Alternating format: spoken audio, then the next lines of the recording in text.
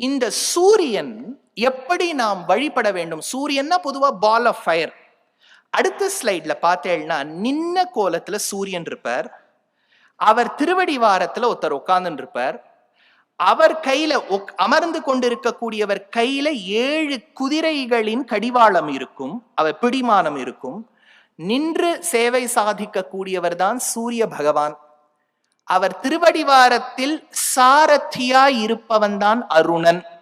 அருணனுக்கு இருக்கக்கூடிய 7 குதிரைகள் தான் அவை. இதுதான் சூரிய மண்டலம்னு பேர். இன்னைக்கும் அர்க்கியம் கொடுக்கும்போது தேய சதா சவித்ரு மண்டல மத்தியவர்த்திங்கிறோம். இது நீங்க அத்தனையும் பாக்குறது 1200 வருஷத்துக்கு முன்னாடி கர்நாடக மாநிலத்துல விரூபாக்ஷா டெம்பிள்ல சீலிங்ல பண்ணிருக்கா. இது ஒரே ஸ்டோன். அந்த நின்ற திருக்கோலத்துல அந்த 7 குதிரை கீழே தெரியறதோ? தெரியறதா? அந்த 7 குதிரை நீங்க பார்த்தேன்னா 7 குதிரை தெரியும். ஏன் 7 குதிரைன்னா, இன்னைக்கும் நம்ம பிசிக்ஸ்ல சொல்லும் போது என்ன சொல்றோம், ஒரு பிரிசம்ல ஒயிட் லைட் பாஸ் ஆனா ஸ்பெக்ட்ரம் வருதுங்கிறோம். அதுக்கு விப் கியோர்னு பேரு, VIG சொல்றோம் இல்லையா? அந்த 7 நிறங்கள் தான் 7 குதிரைகள்.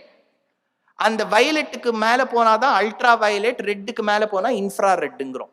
அப்போ சூரியனுடைய வழிபாடு எவ்வளவு நம்ம சனாதன தர்மத்துக்குள்ள ஊடுருவி இருப்பாருங்க.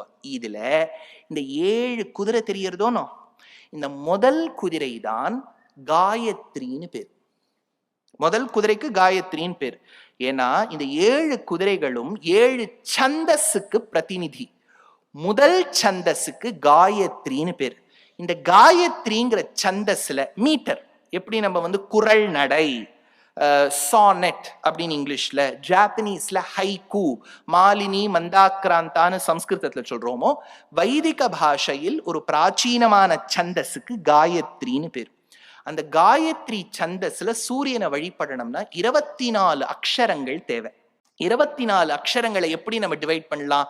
8 டிவைட் பண்ணலாம். 8 அக்ஷரம் 8 அக்ஷரம் 8 அக்ஷரம் 8 8 8 8 into 3 24 லெட்டர்ஸோடு கூடிய ஸ்லோகத்துக்கு காயத்ரி மந்திரம்னு பேர்.